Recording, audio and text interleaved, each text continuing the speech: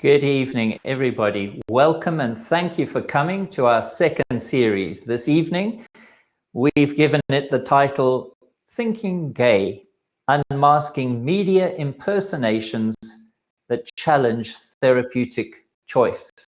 Why have we done that? Well, this week, we have had an undercover journalist come into one of the counseling sessions related to the work that we do. And we thought it would be a good idea to take a look at this behavior, which has happened many times before. So it's often a good thing to role reverse. And if you want to study somebody else's point of view or perspective, it's a good idea to put yourself in their shoes and reverse roles with them and try to get into the thinking that they are putting on a particular issue. So that's what we're doing. And I'm delighted that once again, my colleague, Dr. Laura Haynes, is with us. Hello, Laura. How are you tonight? Hello, Mike. I'm fine. Good to be with you again. Mike, the phenomenon of undercover journalists and what they believe is a valid goal of exposing wrongful practices has become a standard in UK media circles. The issue of conversion therapy has had several examples of this activity. And tonight, we'd like to unpack this by examining a recent example, that of Emily Sergent, who approached Core Issues Trust as Rachel in April of this year. We'll be joined by two people who feel passionately about this approach to investigative journalism as it applied to the right to access pastoral and professional help. And if you'd like to read the story, you'll need to read it online at the Times. It's behind a paywall. Great. And tomorrow evening, if you have the time, you might want to log on to the times.co.uk podcasts, Stories of Our Times. And there you will see Emily Sergent's podcasts that are going to be broadcast every Friday for the next 6 weeks. So what we thought we would do is listen to the podcasts and interact with the material and try to engage with some of the issues that clearly she wants to raise. So tomorrow evening is the first of Emily's podcasts, or perhaps it's even all day tomorrow. I'm not sure if there's a specific time when they're put up, but do have a look at it, listen to it. And then next Thursday, when we come back together, all being well, we'll have a panel of therapists who will listen to what Emily is saying and respond to that. So thank you very much for the opportunity. I'd like to introduce now the first of our guests. You already know him, Matthew Grech, and it's lovely to have you, Matthew. You're from Malta. You were here actually in the last broadcast, but introduce yourself a little so that friends who are here for the first time will hear something from you. Certainly. Hi, everyone. It's Matthew Grech here. I'm 32 years old and counting from Malta. And I left homosexuality when I was 19 years old. And that was very much motivated by my faith in Jesus Christ and understanding of the scriptures. And I'm just really delighted to be here. And I think it's going to be really interesting to take a deeper look at the other perspective and to really critique it for what it is. So thanks for having me. So Matthew, I think you've read Emily Sergent's article in the Times magazine that came out on Saturday, early hours of Saturday morning this past week. Can you get the ball rolling? What was your reaction? What's your feeling having read it? Do you have any insight?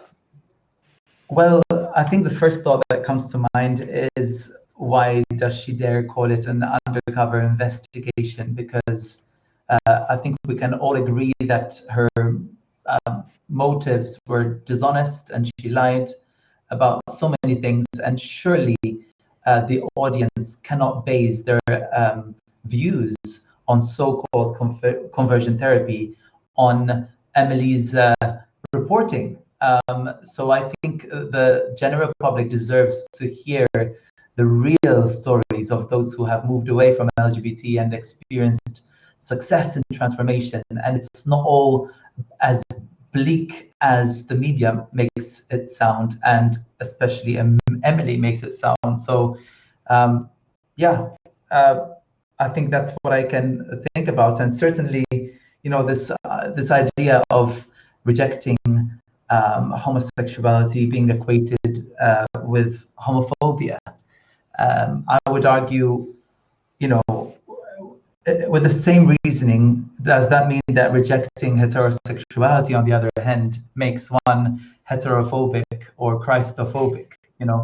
So I think these arguments just don't work, and they're just there to trick one's mind. So there's a lot that I could say, but I would like to perhaps make room for others as well. Good. Well, we're going to do that. Do you want to take us forward a bit, please, Laura? All right. Well, I've been around a long time. I've been a licensed psychologist for 40 years. And I am a member of the National Association of Professional Therapists who help people who want to explore options to their same-sex attraction or want a gender identity in the United States, as well as I'm on the general board of the International Federation for Therapeutic and Counseling Choice, and I'm the USA country representative. So I've talked to therapists. I've presented at conventions of therapists, mental health professionals, medical professionals, and faith-based ministry folks, nationally and internationally, and pastors and priests. And so I've been around, I've talked to a lot of people on this issue, and I have yet to find someone who has done the things that Emily apparently is saying are characteristic of what we do. I think her presentation of what we do is a grotesque mischaracterization. It's interesting, isn't it? Because she makes the comment that LGBT conversion therapy is legal in the UK. Now, what is she saying here? Because elsewhere, the definition of conversion therapy includes things like corrective rape, electroshock therapy. Now, surely corrective rape is something that is already outlawed. What exactly is she meaning? There's a conflation of ideas here. It seems as though any change-allowing therapies or anything that explores sexual identity is in question. And I think that's one of the basic concerns, certainly, that I would have here. Okay, I think it's time to introduce our other guests. So, Victor, would you introduce yourself? And then, Rob, would you introduce yourself? Tell us something about who you are and what you do. It's nice to be here with you. I'm 25. I'm from Moldova. I am a YouTuber and a blogger. I work for Courageous Trust as well. And I struggled with gender identity, with same-sex attraction. And now, it's been several years since I decided I don't want to follow that identity. I don't want to pursue that direction. And I stand for the people who choose not to follow their undesired same-sex attractions. Welcome, Victor. Rob. Hi, everyone. Thanks for having me. My name is Rob. I live in Bristol in England. I'm 33 and work as a translator. I identified as gay for around 5 years in my 20s, but I found it a very stressful and not the dream life that is depicted in the media. It basically was a war with my soul, and God called me out of it. through mental health problems, and so I've been living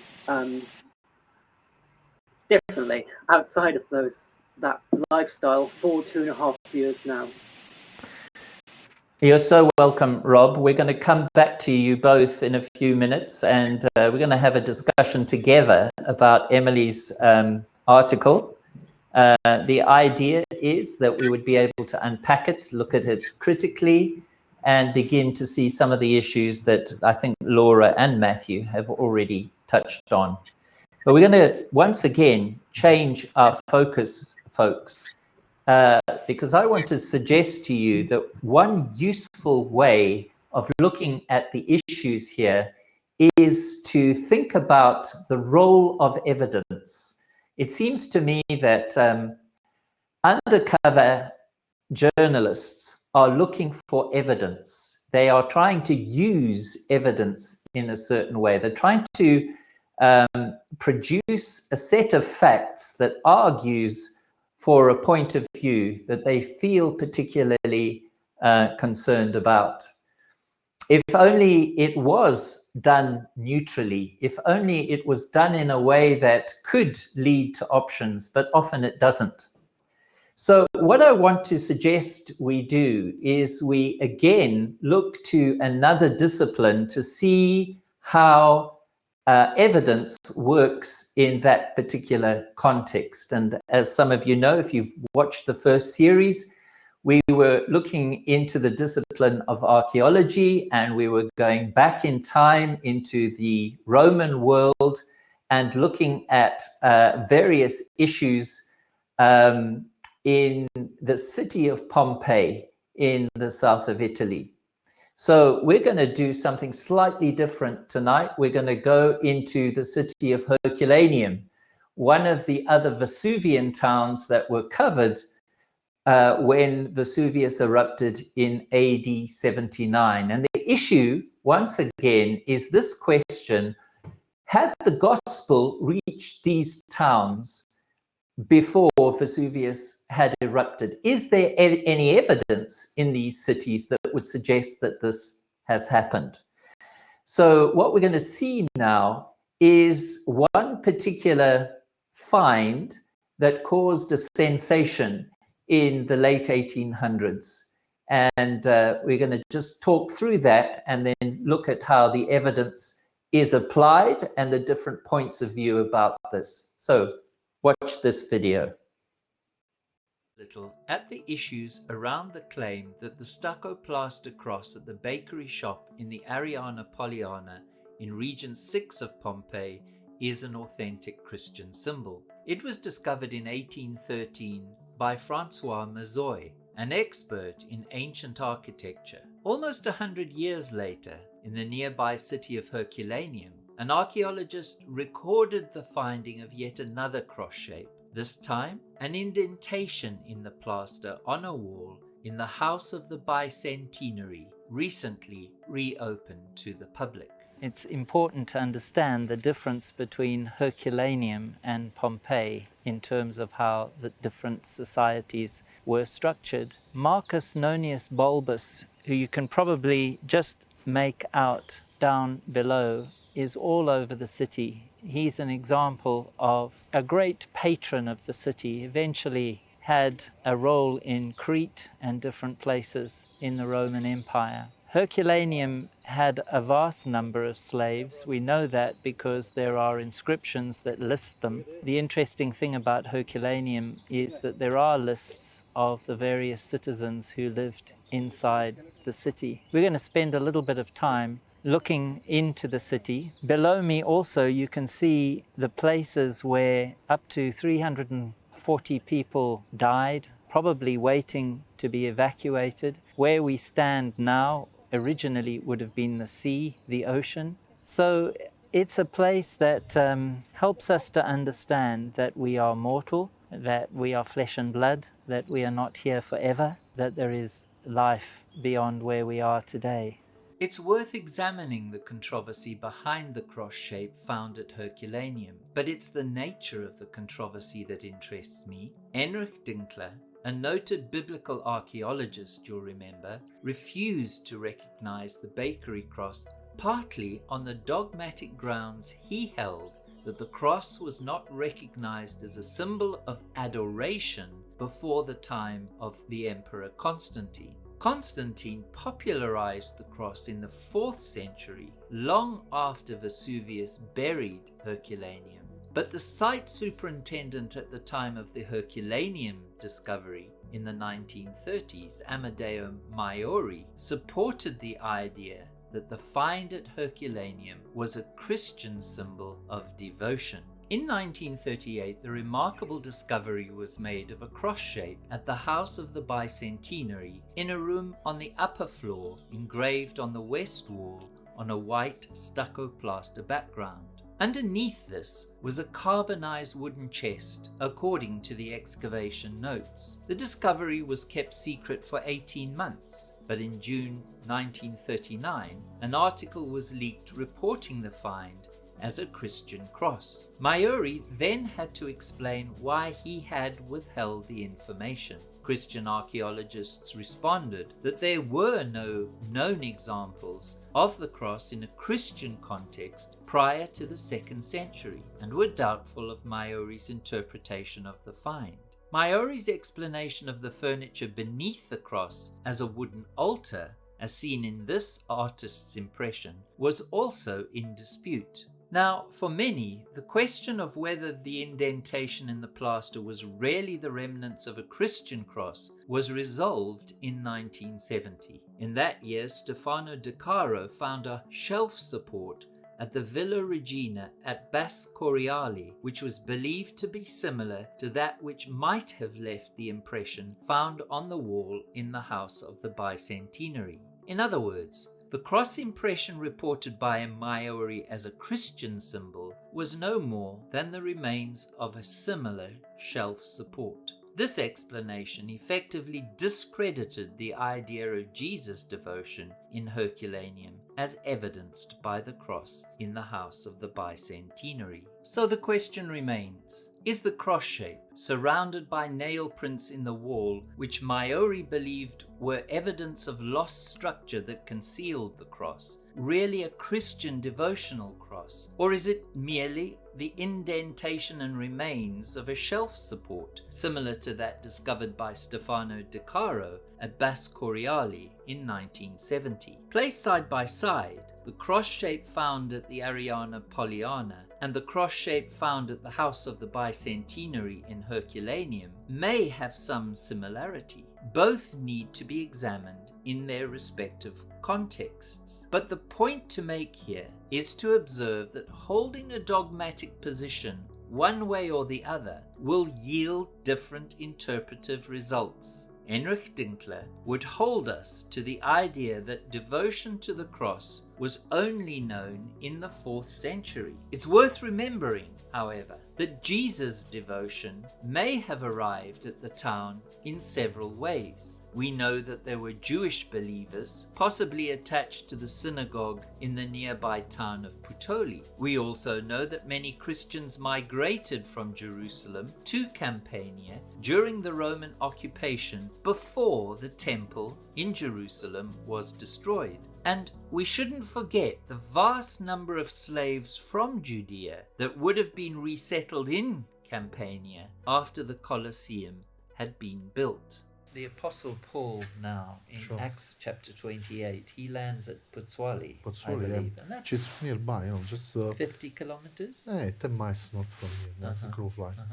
Yeah, that's it. So in Acts chapter 8, we're told that he arrives and he meets a group of Christians at that time and then goes on to Rome. So it seems to me that it's not impossible that there were Christians around this area. There are actually a few scholars, especially the great archaeologist called Matteo della Corte, who definitely believes that there were Christians in Pompeii.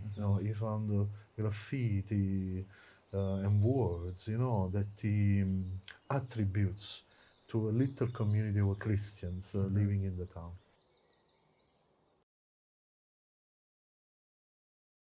This is the point that I would like to make here. I don't know about you, but I'm not left feeling terribly secure in terms of how to interpret this evidence. We're shown pictures and artists' impressions of a cross impression in the stucco plaster. It's broadly in the shape of the same cross that was found in the Ariana, Pollyanna, almost a century before that. And so I don't necessarily feel very secure about how to interpret this. We're told that the whole situation was turned upside down when a find was made in another building which showed a shelf structure, and if you remove the shelf, it's clear that the impression that was left in the plaster, according to what we're told, could have looked to be similar to what was found in terms of the cross found in the house of the Bicentenary. So the thing is, folks, how do we resolve this? Well, I guess on one side, we have to believe what we're told. We have to appeal to the experts who've seen the artifacts and have written them up. But the fact is, there's great disagreement and controversy around this. There's certainly, perhaps the majority of scholars say it's not a Christian artifact. But there are qualified archaeologists and historians who are arguing that this is indeed reminiscent of early Christian worship or Jesus devotion in the city of Pompeii.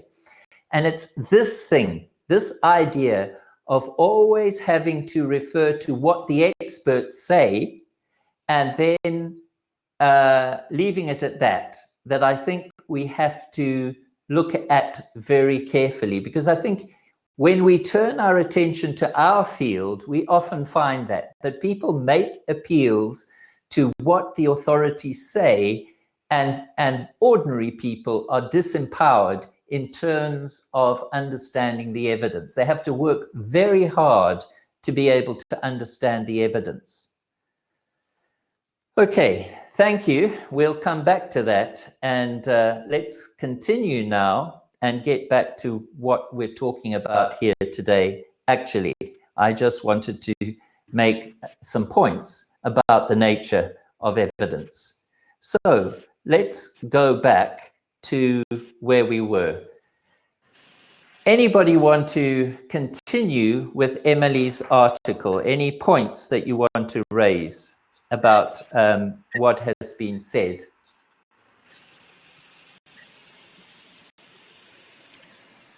Mike, I have heard these kinds of grotesque mischaracterizations before and testified before legislative hearing committees in several states. And I heard the most creative, grotesque mischaracterizations, creative ideas of aversive or abusive methods. I have ever been surprised and amazed to learn the things that I do or did in therapy that I never knew I did. So I think that we just cannot take at face value the things that are being said. Laura, I can really agree with what you're saying here. Emily says this, talking about me. She says, she contacts me, she uses the alias Rachel, and she says, he reassures me that I can become straight. Now, that is something very unusual, I think, for anybody to do, to just give the certainty that somebody can become straight. That is not something that characterizes the way we work in Core Issues Trust. And the second thing she says here, he tells me that he will put me in touch with one of his counselors. And just like that, I am introduced to a woman. Now, if you only knew the truth, how long it took me to find somebody and to set the appointment up, this is just very far from the truth. It's very interesting when I go back to the emails that I have when this person first contacted me. So I'm agreeing with you there. Right.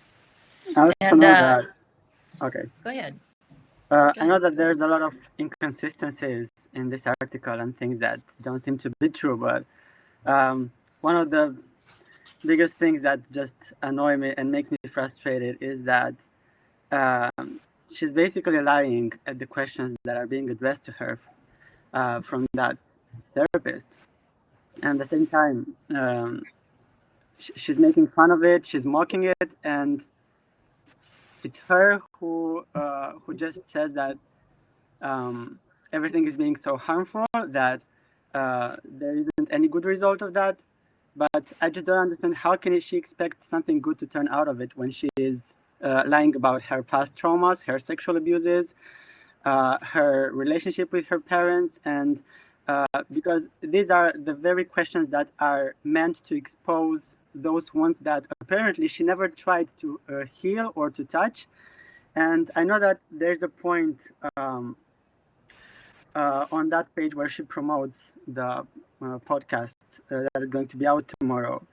And she's saying something about being so affected, and that it's been so harmful, and it's being so emotionally draining. But of course, when you go back to some wounds and when you go back to some traumas, there is some pain there that has to be released first in order to receive healing, in order to just sort that mess out. It's a rational process. Exactly. It's hard work. Therapy is always hard work. And it takes two real partners. So the therapist is relating to someone she is not, and it doesn't feel like a match to her. Huge surprise. That's what she set up. That's what she ordered. Yeah, and it's actually very abusive towards the therapist as well, because the therapist is thrown into this fake scenario and is expected to give answers to a scene that is not even realistic. So it's abusive and very disrespectful towards the therapists themselves. So yeah, it's not only sorry, it's not only disrespectful to the therapist. It's also disrespectful towards all the people who are seeking counseling and therapy, because there's a lot of people out there who are seeking help because of any reasons. And she's basically only promoting one side of the things, one point of view. She's not even mentioning anything about anybody who's been through a successful session of therapy, such a therapy. And there's hundreds of people like that. Like it would be absurd to be in 2021 and to not know about a person who's been through a successful session of such therapy or counseling or just discussion of pastoral care or something. So I don't know if she's realizing that she's completely just taking away the chance of these people to speak out. Like she's speaking on our behalf, and that seems to be something so unfair. So let's role reverse. Let's put ourselves in her shoes. Emily believes that she needs to do this because this therapeutic approach or this activity that we're engaged in, whether it's therapy or counseling, is harmful. That's why she's doing it.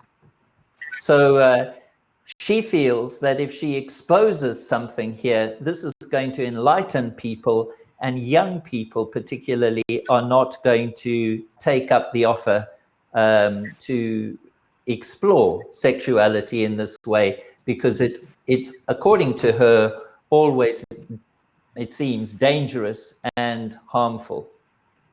Yeah, Mike, but she presents only 2 or 3 cases, I'm not sure, I don't remember, of people like that. And those people, I assume that are her friends. So they're obviously on the same side. So how can that be balanced? How can that be objective? And she's a journalist. She should know that, because when you're being a journalist, when you should be presenting people the facts just as they are, and you should give the people the chance to make their own opinions and draw their own conclusions. And if she's not saying, and she obviously knows about Courageous Trust work, about X Out Loud, because she mentioned these organizations, and she could have very easily reached out to, let's say, at least one person who's been through that therapy or counseling, and she could also present the other side of the things, and say something like, draw your own conclusions. What's your opinion about that? But it's been like a communist article. Victor, I think you made a wonderful point. She could have interviewed people who've actually had the therapy and felt they benefited from it. And this is what's being avoided constantly in the press. Now, why is that? We have to wonder why. Well, it relates to the fact that when people phone Core Issues Trust and they want to have an interview on Sky News or the BBC, and we say, well, sure, why don't you interview somebody from X Out Loud? And they refuse to do it every time. It seems as though they're happy enough for people who have, been doing it for years to continue doing these interviews, but they are not willing to interview the new voices. So I think that's exactly the question, Laura. Why? What's going on here? It is biased journalism. Sorry. What I find absurd is that, she chose her role models, and she chose people who failed as her role models, people who didn't succeed in this journey for some reason or another. But, according to your own goals in life, you always choose your own role models. And the thing is, for us, we know what we want. I'm 32 years old and I'm unmarried, but I would say I have a desire for marriage. So therefore, I choose my role models, and I have people around me who are older men than I am and have been married for years. And I look at where they are today, and I'm like, yeah, that's where I want to be in 20 years' time, 30 years' time. Yes, this is what I want. And look at them, have their own children. They have a successful and happy and blessed marriage.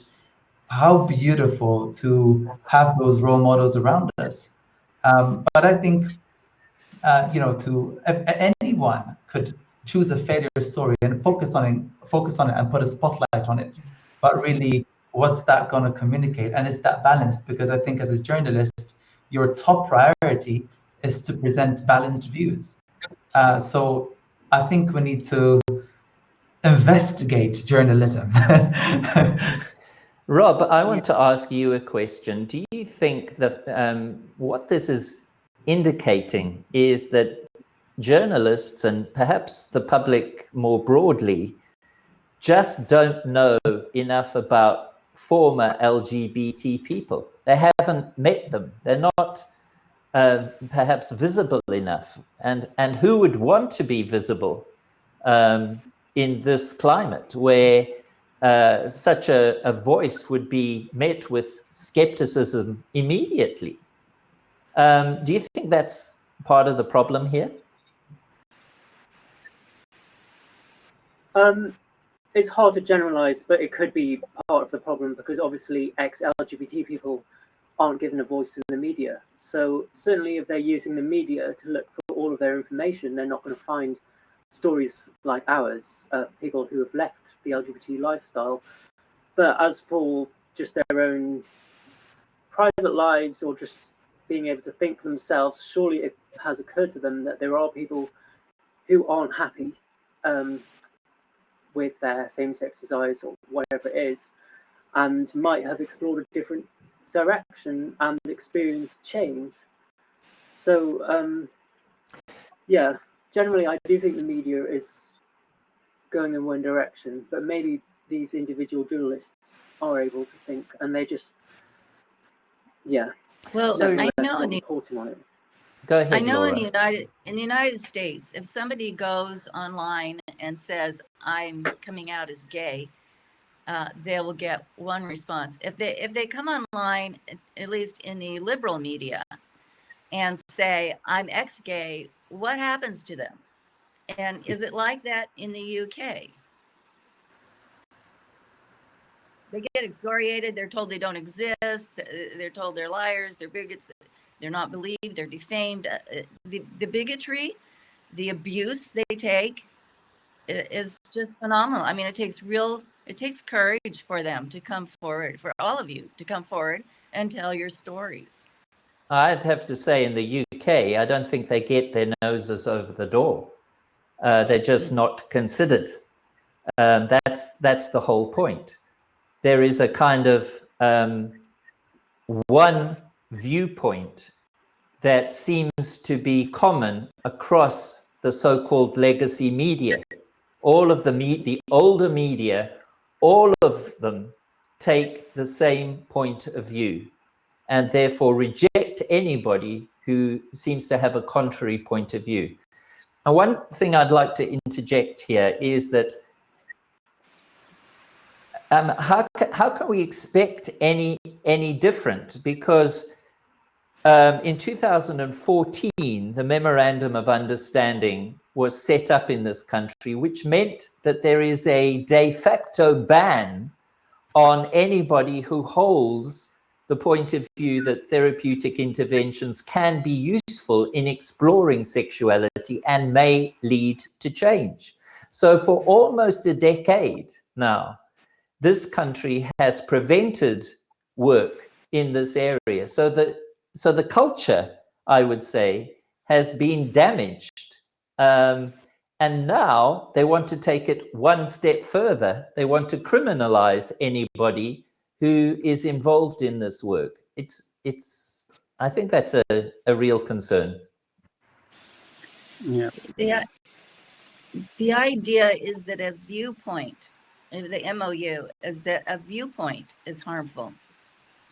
But as I hear the stories of these men on this panel and many people I've talked to across the United States and around the world, they do not feel harmed by their Christian viewpoint or just their viewpoint that they didn't like, they didn't find living as LGBT fulfilling, and they wanted to live differently, and they feel more fulfilled now. But it's the idea that the view there's only one viewpoint, and that a viewpoint of change is in itself is harmful. Now, the latest study on research on this idea that of minority stress, that a viewpoint is harming LGBT people, and the viewpoint of society has to be changed. So the latest study on this, which was conducted by the originator of the minority stress theory and his colleagues, found that over 50 years of dramatically and progressively increasing societal affirmation of living as LGBT and a viewpoint about it, that the psychological stress of LGB identified people has worsened. So it does not appear that a viewpoint is the issue. And it doesn't appear that changing a viewpoint has been helpful, that erasing the idea that some people want to change and censoring their opportunity to do it has helped. Well, I think that relates to something else that Emily said in her article. She says there is now a vast amount of evidence to show that conversion therapy practices not only don't work, but are deeply harmful, leading to depression, anxiety, self-harm, and suicidal thoughts. Can you comment on that, Laura? Yes.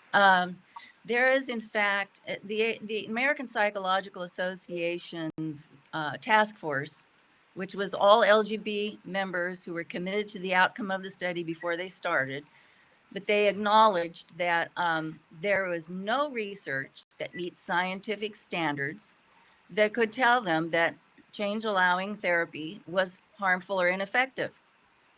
And that's still the case today. In fact, there was a study done recently, last year, by LGBT affirmative therapists, and they claimed that people who had had change-allowing help, whether it was religious or professional help, had higher suicide rates. And it was caused by the help that they had. They had, by the way, research that the data that told them what the suicide rates were before therapy and after therapy, so they could have compared to find out whether that rate of suicide after therapy was higher, lower, or the same. And they did not use the data they had on purpose, did not use the research and the data they had that told him the before therapy levels of suicide. So another researcher came along, a professor came along and got the data and included that data that had been omitted and found that actually the suicide rates went down after change-allowing therapy. So there's been study after study that does not look at before therapy mental health. It just takes a position, it uses logic that goes like this. People who have taken antidepressant medication are more depressed than people who have not. Let's get rid of antidepressant medication. The antidepressant medication is causing it. Well, actually, it's likely, if not probable, that people who are more depressed take antidepressant medication than people who are not depressed. The same with therapy. It is more likely that people who have more mental health problems and are more suicidal go to therapy of any kind than people who don't go to therapy. So they're constantly using this false logic and invalid method to stack up studies that don't prove what they're claiming. And none of these studies meet scientific standards. When you do this research with people where you take into account both sides, it comes out differently. And by the way, people who are from have the viewpoint that they would like the therapy, people of traditional values usually find the therapy helpful, and people of more liberal values may not like it. So there are different people, and they're being thrown, assumptions are being made from research done with one subgroup that they apply to everyone. And the research is coming out now saying it's not true. It's not true.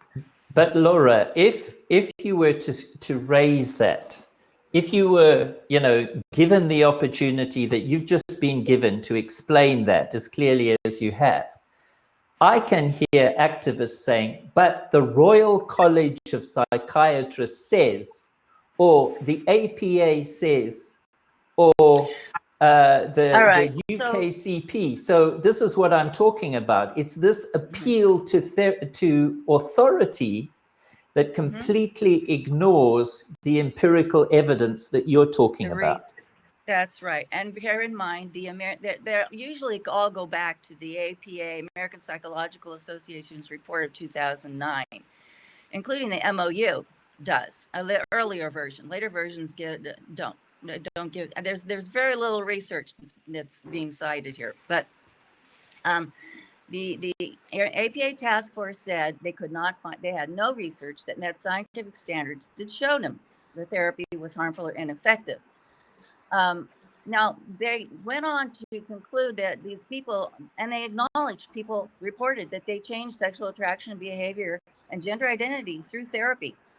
But they couldn't believe it, because they said one of their key scientific findings was that sexual orientation doesn't change through life experiences. Well, 5 years later, the American Psychological Association's Handbook of Sexuality and Psychology said that there are associative and potentially causal links between childhood sexual abuse and having same-sex partners, based on research that includes a 30-year study of documented cases of childhood sexual abuse. Now, I have yet to see further statements of the APA come to terms with their own handbook. But what are they going to do? Start a book burning? Exactly. So now, folks, let's just go back to our three guests for a minute, because Laura and I have been rattling on about empirical evidence and therapy. But here are three men who I don't even think went through formal therapy. They had a point of view. They had a Christian experience, and they had a sense of devotion about their lives that drove them on towards the goal that they wanted to achieve. And what I notice is each of them had quite a strong reaction to what Emily is saying here. So Victor, Rob, and Matthew, help us to understand, what is the passion that drives you when you read this kind of thing? What comes to you? Why do you get passionate about this? In my case is because I'm talking to a lot of people, and there are a lot of them who are not Christians, for example, and they say that they don't like this lifestyle. They don't want to pursue that identity. They don't feel comfortable doing those specific acts that they're doing. So why should be these people banned from getting help? And let's say that this conversion therapy ban would kind of protect everybody else but Christians. I mean, if I know that they kind of through this banning will affect those who are who hold Christian values, and they just want to leave this identity behind because it doesn't align with their Christian values. Why should they be banned from that? Because they're not being influenced by somebody. It's just their personal beliefs. It may be different, let's say, theoretically speaking, with people coming from a different background. But what about those who just hold on to some personal, very personal values? Good point. How about you, Rob? What makes you passionate when you read Emily's account here? Well, first of all, I don't think it's appropriate that anyone who has been through therapy is sort of sets himself up as a judge of whether or not it's effective, because obviously they'll have their own prejudices of whether or not it was successful. Maybe she, even if she were to be completely straight, I would not deem her an appropriate person to say this is an amazing job, therapy course, because she's not independent. It's almost like somebody who's got in a school and doesn't like that school and is taking the place of the Ofsted inspector and giving it a bad review. You need somebody independent who has not even been through it, so that they can look at the whole body of evidence, look at all of the people who've been through it, both people who've benefited and people who maybe haven't. So first of all, as we've already said before, she is definitely not the person to be doing an investigation. It's not an investigation. Secondly, her points about there being problems with suicide and anxiety and all of that. What about the people who are feeling those things when they're in the LGBT lifestyle? Why is it always pain? Why are we always told that they're always so happy when actually they're not? Because it's a very unstable place with cheating, people in open relationships, people doing drugs, people addicted to alcohol, all of this stuff. and it's really, really bad for your mental health, really just so bad. And it really annoys me that she sort of seems to think it's dangerous if you move away from that. I mean, is it dangerous to be straight? Each species in the world is designed to reproduce. So I don't see why it's a problem if somebody can move from being homosexual to being straight, because that is how God has made everyone to reproduce. And so, honestly, it really frustrates me what she's written. It's very unfair and biased. So I guess in a way, maybe Emily is forgetting the fact that there is a very significant number of mixed attracted persons who are attracted in both directions.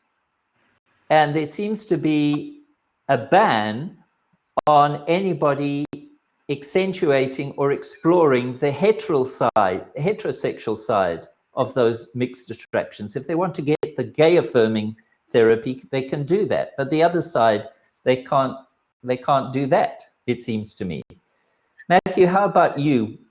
Where does your passion come from in doing the work you do, and in your reaction to what Emily's written here?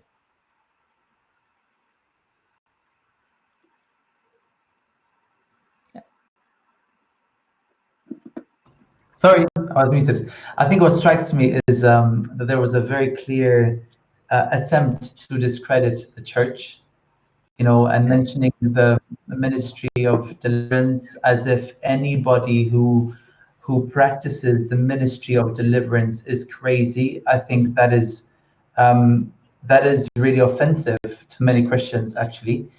And also, she seemed to have a problem with so-called religious loopholes, in the conversion therapy consultation in the UK. And, as if she's saying that pastors should not be allowed to pray over people and use the power of the Holy Spirit to set people free.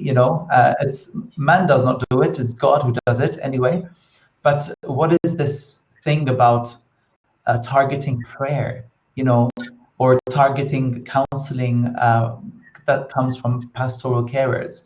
So what concerns me is that really and truly this is aiming to attack the church and to kind of place the church under lockdown, really. And of course, anyone who raises their fist against God is really in the wrong place. So I think it's very clear that it's an anti-Christian, anti-gospel, and I think that's what strikes me. And I look at my church, for example, and I'm really grateful. I see men and women around me who were set free from LGBT, and they are much more fulfilled now, and they feel like they can actually reach their goals for marriage and enjoy their biological children. Mm-hmm. And they're filled with excitement. And if you had to ask them, if you had to think again, what would you choose? They'll choose Jesus over and over again. Yeah. And so, yeah, that's really where my passion is as well. Well, I think that's valid, Matthew. If you think about what's happened in the UK, it's the British Humanist Society that has taken the lead. It's the National Secular Society that has called for a ban on conversion therapy, as the humanists did. Now, it's clear there's a war here, and gospel values, Judeo-Christian values that have become part of the society, obviously, are at issue here. Mm-hmm. Folks, I want to just take us on a bit more. I don't know if any of you have come across Julie Bindle's book, Straight Expectations. Here's another example of an undercover person who went to the US to speak to Janelle Hellman, probably one of the foremost psychotherapists who knows a great deal about lesbianism. She went over there and same thing, went through the therapy and then came back and wrote her book, Straight Expectations. Before that, it was Patrick Strudwick who had done something similar. And of course, Matthew, in April, I think it was, May of this year, Joe Willis was another one who came in your direction. Just say briefly what happened there, would you? Yes, well, Joe, well, so-called Joe, because it's not his actual name, is it? But he came forward asking, claiming that he really wants to pursue heterosexuality, and he claimed to really need help and support. So I gave him some of my time. Initially, it was a phone call, and then it became a Zoom call. He accepted to have a video call, and he was just asking questions, and I was sharing my views. Very simple. And it finished with a good prayer, a very simple and honest prayer. And yeah, I was just sharing a little bit about what I was seeing around me and how people who surrendered their hearts to Jesus actually and pursued wholeness in their heterosexual identity were much more fulfilled. And he claimed to have really enjoyed that session, and he wanted to have another one. And I think it was the day after that his supposed friend messages me saying he really feels so great after this session, and I'm wondering if I can book a session as well about something completely different. I was like, oh, praise God, But it was, I mean, it's unbelievable to what extent these people would go to achieve some kind of hidden agenda that they have. And it's honestly going nowhere. And I just hope that the public would wake up to the reality of how absolutely foolish and ridiculous this is. Take a look at this video, folks. I think it's maybe really instructive to listen to Patrick Strudwick on the Victoria Derbyshire show. This was recorded a few years ago, but I think there are some points here that are really worth reflecting on. Well, Patrick Strudwick, who is the lesbian, gay, bisexual, transgender editor at BuzzFeed, who underwent gay conversion therapy whilst filming Undercover. Welcome to you. And to Mike Davidson, director of the Core Issues Trust, the organisation which ran that seminar in London recently, and who was banned 2 years ago from the British Psychodrama Association because, as a founder member of the Core Issues Trust, you were in breach of the ethical code of both the British Psychodrama Association and the UK Council for Psychotherapy. That's correct. Thank you for coming on the programme. Isn't what you're doing effectively modern-day quackery? Certainly not. We want to be very safe. We want to be transparent. That's why we're open. We're not trying to hide anything. And what's your aim? We're aiming to support people who want to voluntarily move away from behaviours and feelings, if that's possible. We want to give them the option and preserve their rights and freedoms to do that. You don't call it gay conversion therapy. Why not? Well, because we're not in the business of converting people in the sense that we're not proselytizing. We have people coming from a no faith background, a different faith background. But you do want them to change, don't you? In the way that you yourself believe you have changed, having had homosexual experiences in the past. It's not about our agenda or a therapist's agenda. It's about listening to the client, dealing with whatever it is that they bring on the day, and standing with them as they work out the options that are appropriate for them. Patrick, you went undercover, as I said, so you experienced gay conversion therapy. Tell our audience what happens. Well, there's basically two approaches that these supposed therapists use. Because they believe that homosexuality is an illness, a mental health condition, they believe that that comes as a result of some sort of early childhood trauma. So the first thing they do is to look into that trauma. They come into the room with the agenda that you have been damaged, you have been wounded. So they will look for it until they find it. And so, for example, in my case, the therapist asked me if I'd been sexually abused. I said no. She said, I think it will be there. On the other hand, they give what could be seen as almost laughable advice to become heterosexual. So, for example, I was told to take up rugby. Because, of course, if you're a gay man, being in a rugby scrum is going to make you feel less gay. I was told to stand naked in front of a mirror, touching myself and affirming my masculinity. I was told to have weekly massages with a male massage therapist as a way of making me less gay. Did you have to pay for this therapy? I did indeed, and the person who gave me that advice was a psychiatrist whose name is Dr. Paul Miller. And he admitted that he himself still uses gay pornography. And it's interesting to hear Mike talk about his change, but at the same time admitting that he still has homosexual tendencies. The fact is, Mike, that the audience will not know this, but I met you while I was undercover. And it was very clear to me then, as it is today, that you are simply gay as a goose and you just can't admit it. You need to come out of your deluded state. You need to accept who you are, be who you are, and stop causing harm to vulnerable gay people.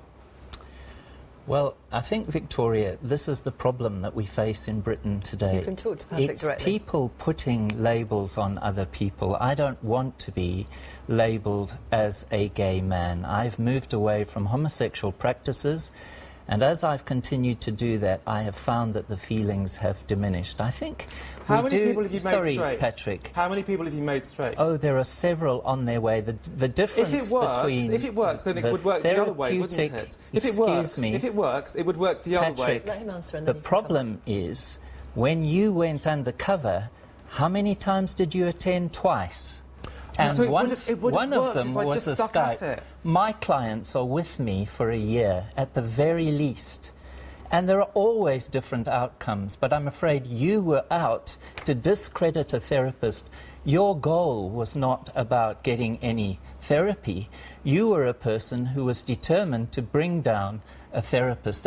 You weren't a client. I held a mirror up to what was really going on. Can if I it ask, works, in terms of the numbers... sorry, can I just check the numbers and then you can come back? How many people do you believe you have changed, transformed, converted, whichever adjective you would The like to use? outcome is always various, but I'm seeing at the moment about 5 people a week. Most of them are in therapy for at least a year.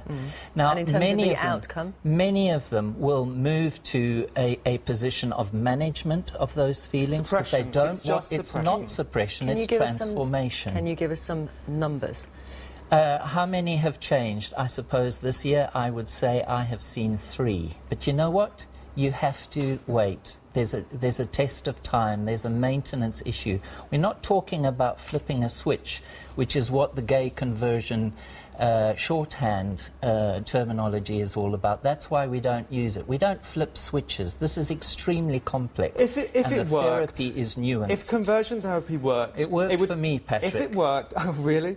If it worked, you'd be able to convert people the other way. Could you make Victoria We're not Derbyshire a converting lesbian? people. Could you? Could you? If that was her goal and she wanted to become a lesbian, there would be therapists who would be more than happy to affirm you in your lesbian desires. Isn't that unethical? That's not Isn't where that aiming what is at. unethical? I mean, I look at the various Yes, it is. professional... Yes, it is unethical. Yes, for gay affirming people not to give the full range of options both ways. You're That's a what we charlatan. need This to do. is just quackery. Can I just... You've been read you- discredited, you've been thrown out of your professional body, and here you are, still maintaining that you can make people straight. Absolutely. And you're not even straight yourself, it's perfectly obvious. You're just in denial. Let me read some... these are from various professional bodies around the UK. The British Association for Counselling and Psychotherapy says there's no scientific, rational or ethical reason to treat people who identify We don't within a treat range them. within a range of human sexualities any differently from those who identify solely as heterosexual. The British Psychological Society has published guidance which says as same-sex sexual orientations are not diagnosable illnesses, they do not require any therapeutic interventions to change them. The British Psychoanalytic Council states the BBC does not accept that a gay orientation is evidence of disturbance of the mind or in development. And so, I mean, there's the Royal College of Psychiatrists. I can go on and on and on. Are you not simply preying on people who are vulnerable, who might be confused about their sexuality, who might worry about it, who might be anxious about it? The point is we need to have checks and balances always, Aren't all you of us, preying on on those both vulnerable sides people? of the equation.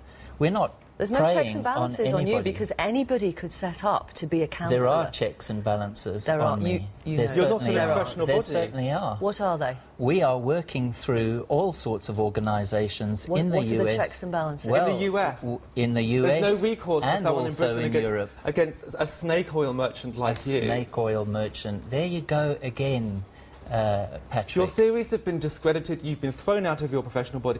You know, And here apart we from the still fact are, that, apart from the fact that continuing in it the doesn't same work, direction. apart from the fact that it does doesn't work No for point some speaking people. over it, but apart at from the the fact same that it doesn't work, there is a much more severe, dangerous side to this. I have seen the harm it does. I have seen the self-harm scars on people that have been through this. I have heard the stories of people who have attempted suicide as a result of going through We're not conversion listening therapy. to the Sorry, voices. can you just finish? And what has led them to those extreme measures? Because when you go through conversion therapy, you are told again and again that there is something wrong with you, that you Never. can change. And when it doesn't work, Never. because it never does, people blame themselves and they feel even worse.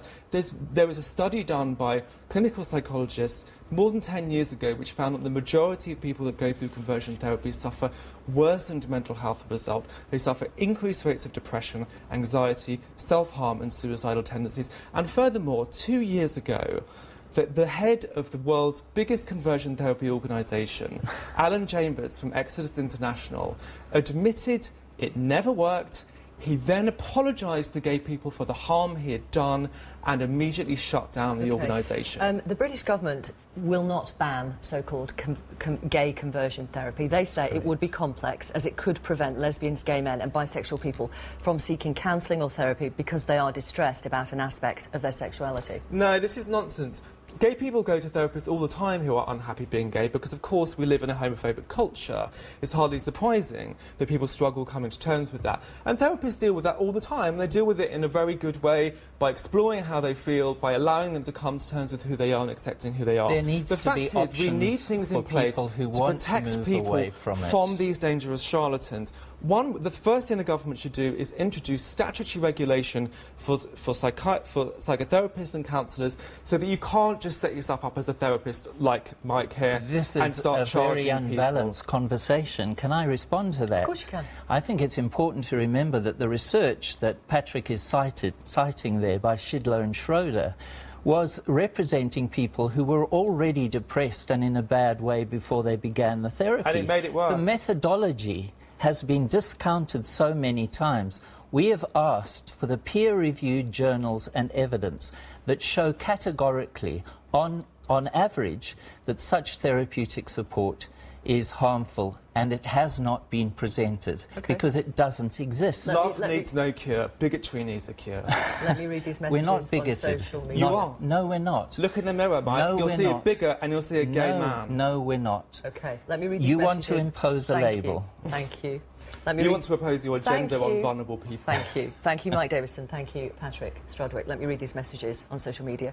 Stephen Hughes on Twitter says, gay conversion therapy sounds disgusting and completely backwards. I'm certain a person doesn't wake up one day, look in the mirror and say, oops, I'm gay. I better sort that. It is truly shocking. Jane Booth on Twitter. These aren't therapists. Therapists should accept their clients, not brainwash them. This is disgraceful. Nat Com on Twitter.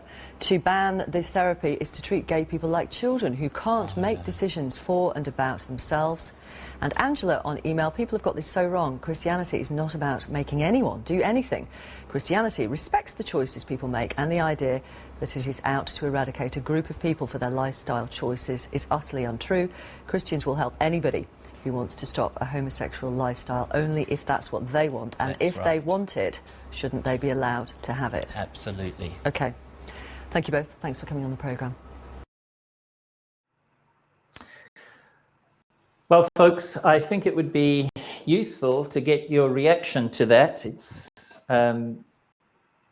maybe, yes, go ahead, Laura. I'd like to respond to a couple of things, Sure. at least. Okay, so one is he referred to Alan Chambers, the president of Exodus International in the United States. Exodus is a global organization around the world. The part in the United States is just one piece of it. Now, and the rest, and it all goes on, continues to this day. Alex Chambers misrepresented his own organization. There had been a longitudinal study done on members of Exodus. And in that, it was a 6 to 7 year longitudinal study published in a peer-reviewed journal.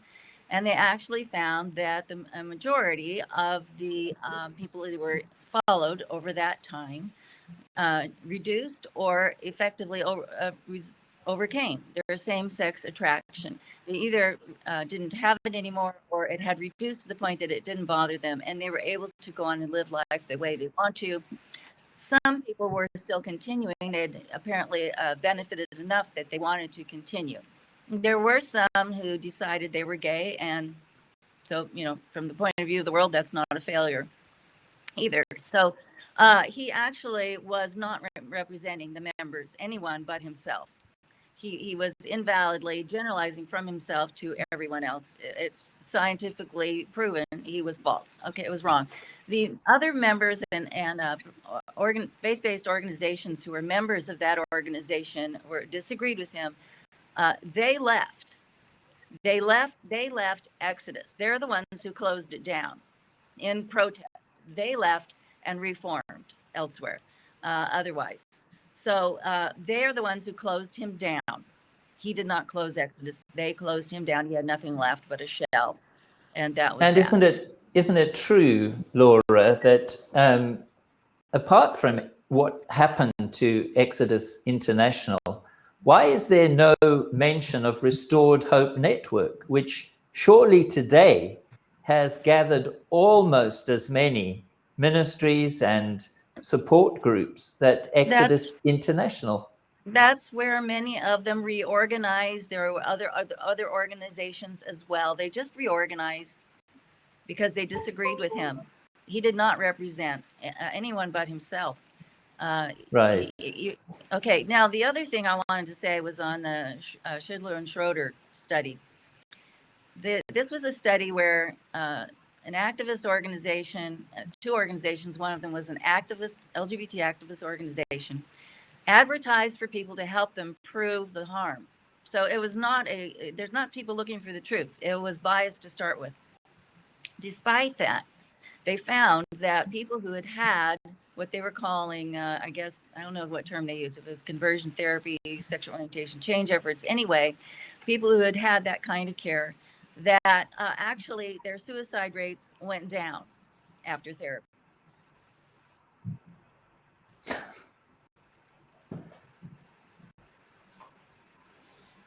Well, folks, in closing, I would love to hear from our three guests, Matthew, Rob, and Victor.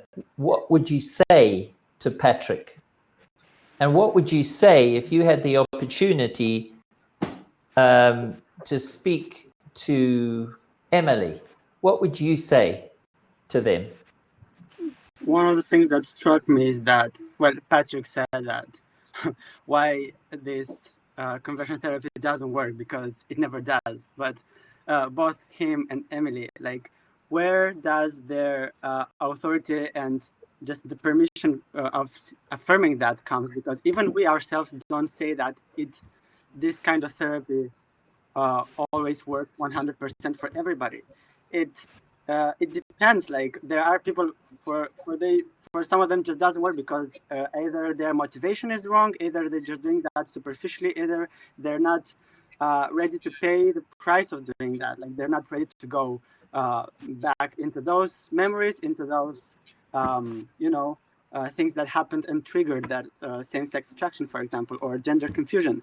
And if we don't say that it always works, why do they take this authority and permission to say that it never works? Victor, I think you have a good point. They're claiming that we're saying this therapy changes everyone from exclusively same-sex attracted to exclusively opposite-sex attracted. We're not. Yeah. But we're not even saying, and there is no therapy in which everyone changes, and we're not saying that here either. So that's a mischaracterization of the goal of therapy, and then they're saying we don't meet that goal of therapy. It's not the goal of therapy. The goal of therapy is to help people explore their options and their capacity for change. And different people have different capacities for change, and people are different. That's fine. That's right. And I think it's really very evident they have something seriously against someone self-identifying. Because, Patrick just wanted to impose, he wanted to give Mike an identity. And Mike was just so patiently just saying, you don't tell me who I am. I know who I am in Christ. But it's just incredible how forceful and intolerant they are. And so, of course, we don't do that to anybody else, but we, of course, hope, I don't think we do expect anymore, but we hope to receive the same treatment from others as well. But I think this is what it should be about. If Patrick is going to be talking about harm, we can talk about how LGBT ideology is harmful. It's harmful to those who have to go through surgery, because instead of changing their thoughts, they have to go through changing their sacred and God-given bodies. That is harmful. It is harmful for somebody who's trying to save their marriage. I think Victor touched on it earlier, and they want to keep their family together. It is harmful to deny these people the right to seek support. And of course, to the sexually abused as well, to go through a process of healing there. So, I think it's kind of like looking at a piece of straw in your brother's eye, and you can't see the log that is in your own eye. I think this is what we've just seen. Yeah, I found it very interesting that is it Patrick, the guest, that he spoke a lot about bigotry, but all I can see is a bigot myself, to be honest with you, because he is not willing to even think of the possibility of somebody moving away from homosexual tendencies. He is completely closed off that idea in his mind, and that is pure prejudice and bigotry. Also, both he and Emily spoke of how damaging it could be to feel broken. She said in her article, Emily said that the therapist made her feel like she is broken. But as Christians, we believe that we are broken human beings. This is what Jesus Christ says. Amen. This is the truth. We are all sinners, and nobody is perfect. And there are aspects of our lives, our thinking, our very being, that means that we are broken before a holy God. And it is extremely misguided at best and arrogant at worst to say that, no, I am perfect and I will live my life as I want. What we need to do is align our thinking with what God says.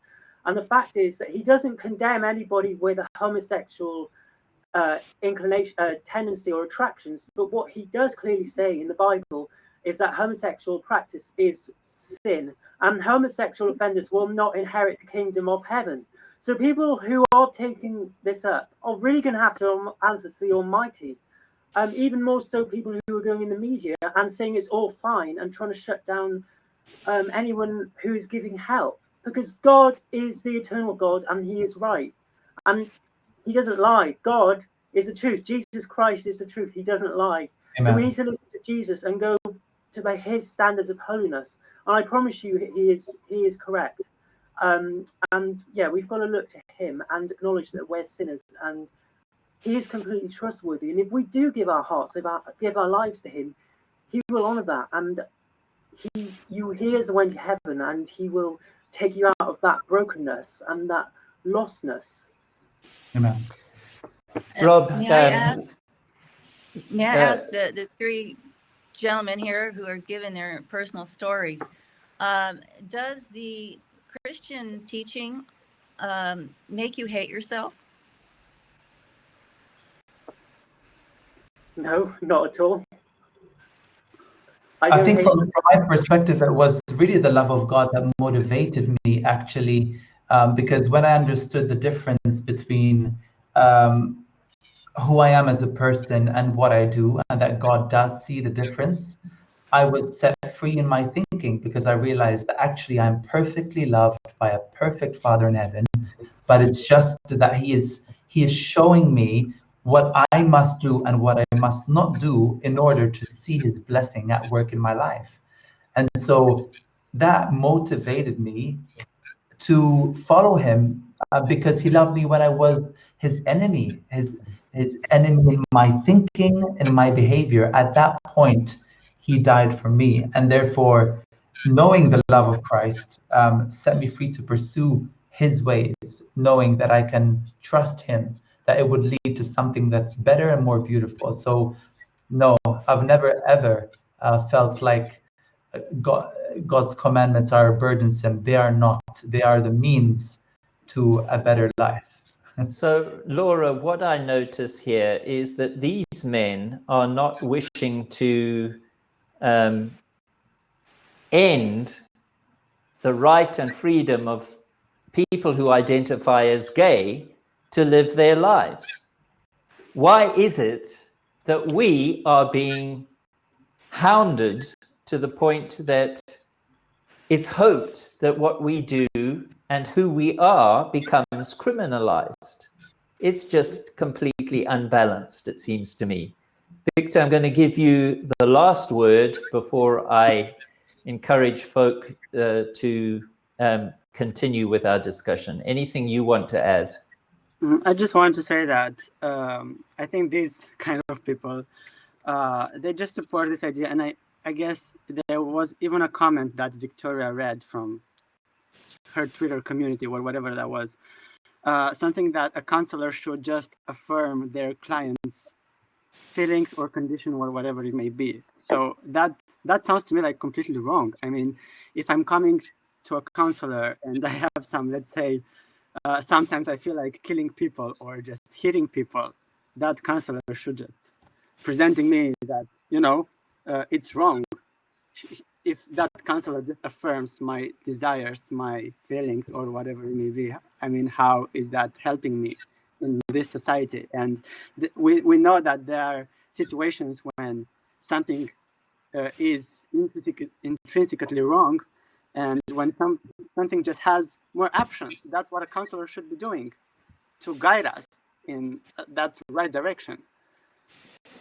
Well, folks, thank you so much to all of our guests for Dr. Laura Haynes's input. Once again, we're really thankful. What I want to suggest is that tomorrow, when Emily's first podcast is released, if you have the time, do listen to it and listen to the issues. I think it's very important that we not only listen, but that we also engage and we try to respond with answers as best we can to some of these issues that are being raised. So thank you once again. Please come back next week. Let's continue this. We'll have new guests and people who will have a great deal of experience in working with clients who want to move away from unwanted same-sex attractions and who have gender confusions. And I think we'll have a very good time. So thanks again, and God bless you tonight.